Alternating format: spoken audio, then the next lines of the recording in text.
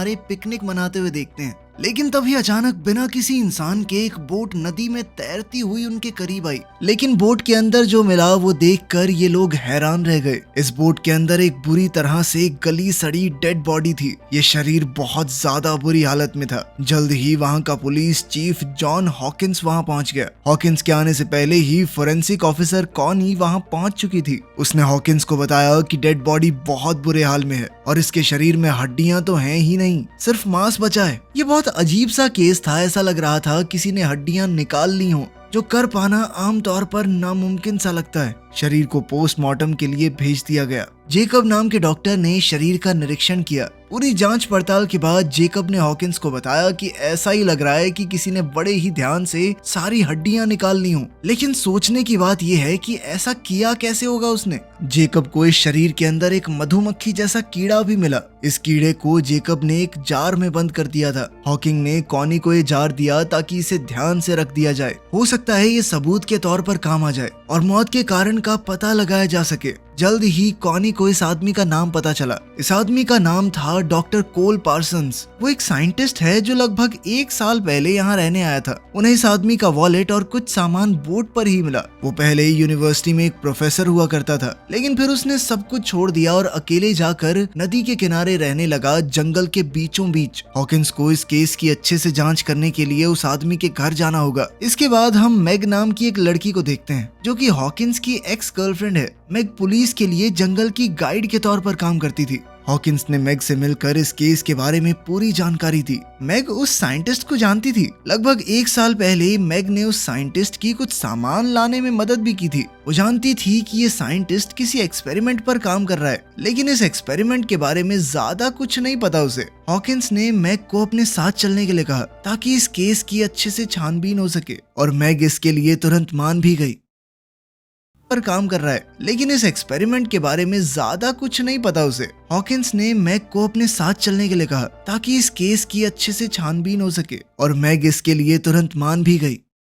Hawkins ने Jacob को भी साथ आने को कहा। इस छानबीन पर चलने से पहले हॉकिंस ने कुछ सूचना इकट्ठी की और तभी उसे एक और परेशान कर देने वाली खबर मिली। उस साइंटिस्ट की एक छोटी बेटी भी थी जो लगभग 1 साल पहले गायब हो गई थी और उसे आज तक कोई नहीं ढूंढ पाया। अगले ही दिन हॉकिंस, मैग और जेकब ने सारा सामान बांधा और घने जंगल की ओर निकल पड़े। इस सफर का कुछ हिस्सा उन्हें बोट से तय करना होगा ताकि वो साइंटिस्ट के केबिन तक पहुंच सकें। जब ये लोग रास्ते में थे तो अचानक कॉनी का फोन आया। कॉनी ने बताया कि जो कीड़ा इस आदमी के शरीर में मिला है वो कल तो मर गया था और आज फिर से जिंदा हो गया। कॉनी ने पूछा कि क्या मैं इस कीड़े को जांच के लिए लैब में भेज दूं, लेकिन हॉकिंस ने कहा कि मेरे लौटने का इंतजार करो। कॉनी ने यह भी बताया कि जब इस साइंटिस्ट की बेटी गायब हुई थी तो उसकी पत्नी का दिमागी संतुलन हिल गया था और उसे 3 महीने तक अस्पताल में रखा गया था। वो बार बार अपने पति को ही अपनी बेटी के गायब होने के लिए जिम्मेदार ठहरा रही थी। जैसे जैसे रात हुई हॉकिंस, मैग और जेकब अपनी मंजिल तक पहुंचे। कभी नदी किनारे जो सुंदर घर हुआ करता था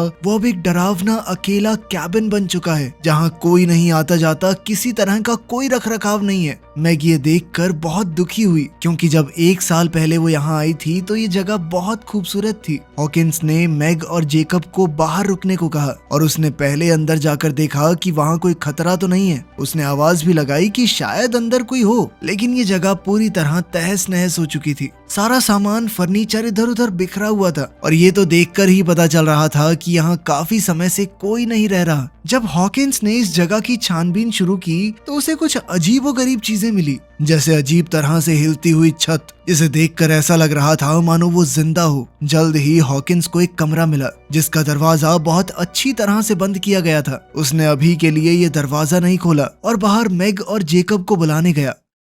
रात बहुत ज्यादा हो गई थी, इसीलिए उन्होंने सोचा कि जंगल में वापस जाना सही नहीं रहेगा, रात को यहीं रुक जाते हैं। लेकिन इस जगह का माहौल बहुत ही अजीब और डरावना था। घर में घूमते हुए भी अजीब और डरावनी आवाजें गूंज रही थी। हॉकिंस ने कहा कि डरने की बात नहीं है, ये आवाजें किसी चूहे या रकून की होंगी। लेकिन असल में तो टेंशन बढ़ती गई। अचानक इस केबिन की लाइटें जलने बुझने लगी, जिससे ये जगह और भी ज्यादा अजीब और डरावनी लगने लगी। जल्द ही उन्हें एक बेसमेंट का दरवाजा दिखाई दिया। उन्होंने सोचा कि नींद तो यहाँ वैसे भी नहीं आएगी, तो थोड़ी छानबीन ही कर लेते हैं। नीचे बेसमेंट में उन्हें एक बड़ी बिजली पैदा करने वाली मशीन मिली। ये अजीब सी मशीन एक बड़े इंडस्ट्रियल चार्जर जैसी लग रही है। पूरी तरह इस मशीन का क्या काम है ये उन्हें भी समझ नहीं आया, लेकिन ये मशीन काफी ताकतवर और खतरनाक लग रही है। हॉकिंस ने जो रिसर्च यहाँ आने से पहले की थी उसमें भी ऐसी किसी मशीन का जिक्र था। इस घर की रसोई में छानबीन करते हुए उन्हें पता चला कि रसोई की अलमारी से कुछ तारें ऊपर की तरफ जा रही हैं। इन तीनों ने अंदाजा लगाया कि जो भी मशीन इस घर में मौजूद है वो जरूर ऊपर वाले कमरे में होगी।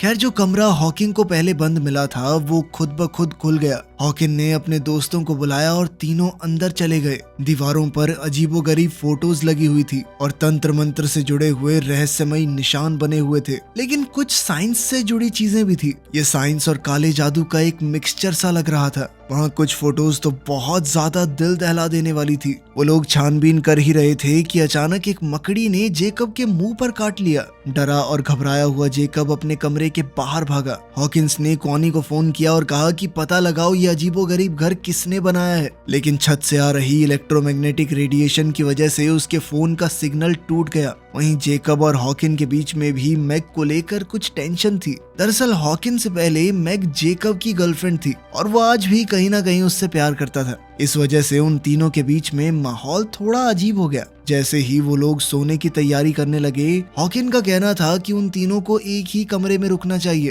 ताकि अगर कोई भी खतरा आए तो वो लोग मिलकर उसका सामना कर सकते हैं। लेकिन मैग ने कहा कि देखो मुझे अपना खुद का कमरा चाहिए, मैं नहीं एडजस्ट कर सकती तुम लोगों के साथ।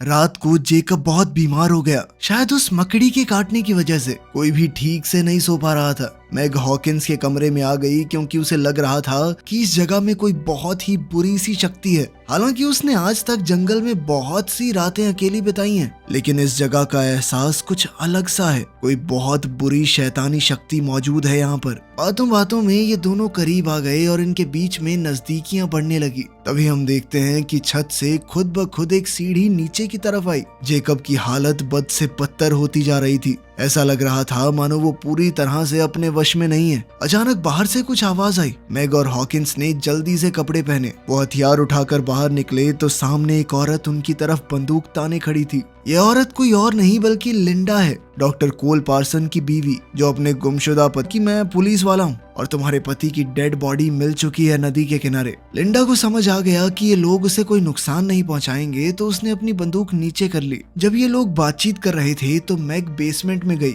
ताकि कैबिन की बिजली को वापस लाने का कोई तरीका ढूंढा जाए। तभी हमने वहाँ बच्ची की एक डरावनी परछाई देखी जो मैग का पीछा कर रही है। मैग को वहाँ एक गुड़िया मिली जिसे उसने अपने साथ रख लिया। तभी हॉकिंस ने देखा कि जेकब वहाँ नहीं है और वो उसे ढूंढने बाहर चला गया। बाहर जाकर उन्होंने देखा कि ऊपर वाले कमरे में कुछ अजीब सी आवाजें आ रही हैं। हॉकिंस, मैग और लिंडा छत की तरफ बढ़ने लगे तो देखा कि जेकब इस अजीबोगरीब मशीन में फंसा हुआ है। उन्होंने जेकब को खींचकर बाहर निकाला, लेकिन ऐसा लग रहा था मानो जेकब अब जेकब रहा ही नहीं। वो पूरी तरह से खोया खोया लग रहा था। इसी घटना के दौरान लिंडा को अपनी खोई हुई बेटी की आवाज सुनाई दी जो ऊपर वाले कमरे से अपनी माँ को आवाज लगा रही है। जेकब को मशीन से निकालने के बाद हॉकिन और बाकी लोगों ने जेकब से सवाल पूछे कि ये मशीन आखिर शुरू कैसे हुई है और वो ऊपर वाले कमरे में क्या करने गया था। जेकब बेचारा घबराया और कमजोर सा लग रहा था। वो बार बार यही बात दोहरा रहा था कि मुझे नहीं पता ये सब कैसे हुआ।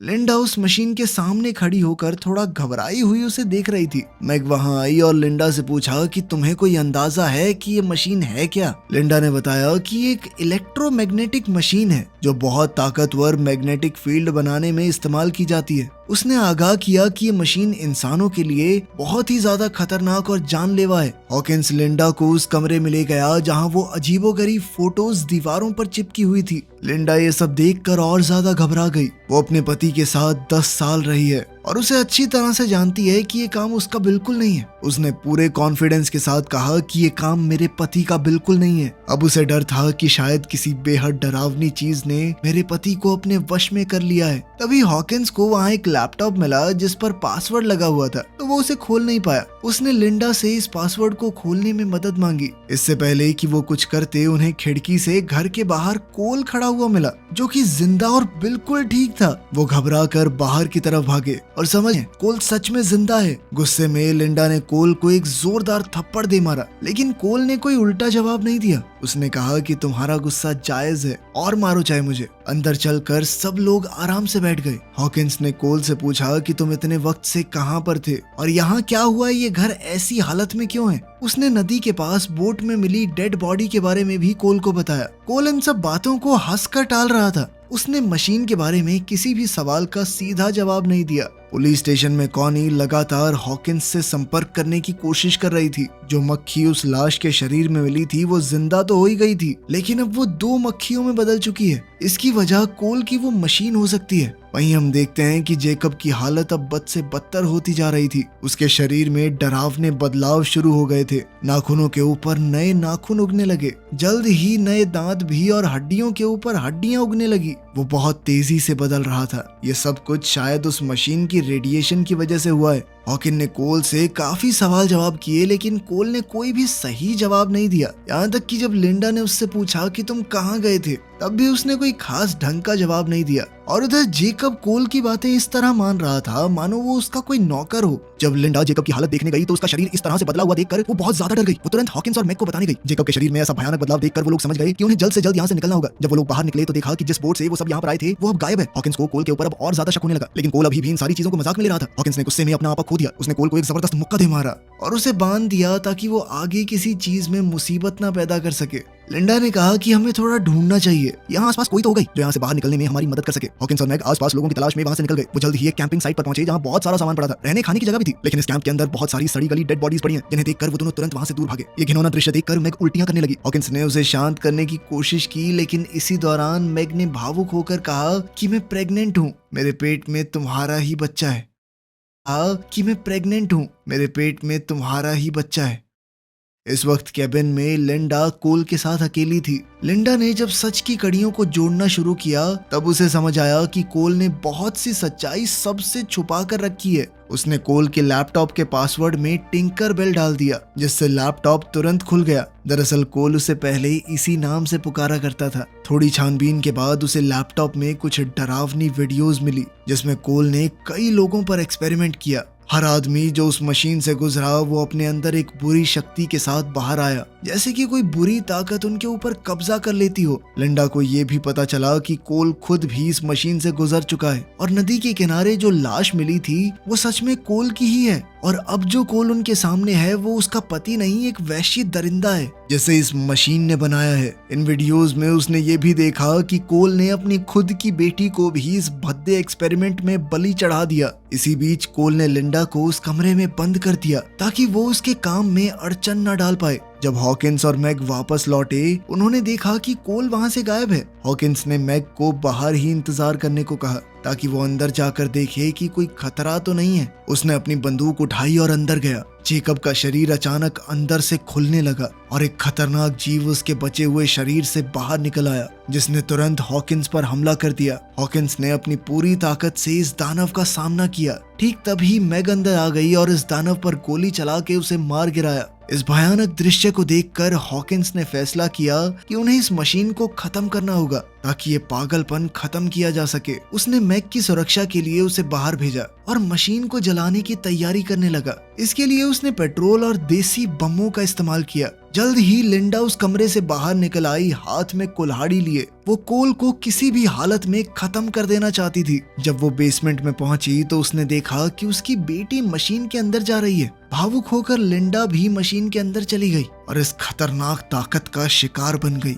बाहर इसी महीने शिकार हुए लोग जंगल में कहीं कहीं से कैबिन की तरफ बढ़ने लगे। मैग जितने लोगों को मार सकती थी उन्हें मारती रही, लेकिन कोई फायदा नहीं था क्योंकि जंगल से ये अजीबोगरीब इंसान बहुत ज्यादा तेजी से बाहर आने लगे। उधर बेसमेंट में हॉकिंस को पेट्रोल मिला और वो उसे उठाकर ऊपर वाले कमरे में जाने लगा। अब लिंडा का शरीर भी काफी हद तक बदल चुका था, जिस वजह से मैग को मजबूरी में उसे भी गोली चलाकर खत्म करना पड़ा। ऊपर वाले कमरे में हॉकिंस और कोल के बीच हाथापाई शुरू हो गई। कोल ने हॉकिंस की 2 उंगलियां मुंह से काट कर अलग कर दी। हॉकिंस ने एक लोहे की रॉड से कोल का सर कुचल दिया। मौका मिलते ही हॉकिंस ने मशीन को आग लगा दी। आग बहुत जल्दी फैलने लगी थी, इसलिए हॉकिंस ने चिल्लाकर मैग को बाहर जाने के लिए कहा। मैग तो बाहर चली गई, लेकिन कोल दोबारा उठ गया और उसने हॉकिंस को पकड़ लिया ताकि वो बच कर ना जा पाए। एक बड़े धमाके से पूरा घर उड़ गया और सब कुछ तबाह हो गया, लेकिन हॉकिंस ने उसे रोकने के चक्कर में अपनी जान कुर्बान कर दी।